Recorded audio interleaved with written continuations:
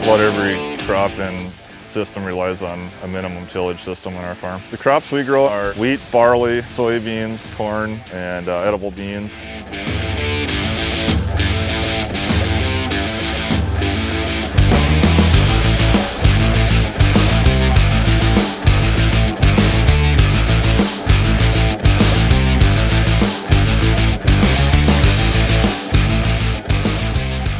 I try to stick to just doing some vertical tillage stuff in the spring. It helps warm up the soil a little bit quicker. We get a really nice seed bed out of it, but at the same time we're leaving the residue stand all winter to protect that soil from the wind and the spring runoff from the water and the heavy rain.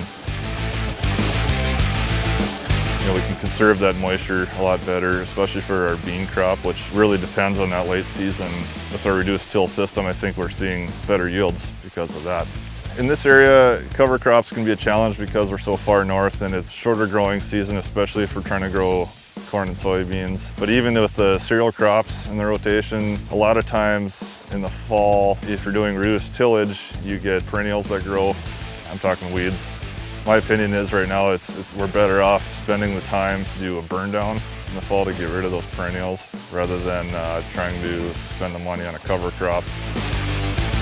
One of the main issues that people have with reduced tillage is they think that their ground is becoming compacted.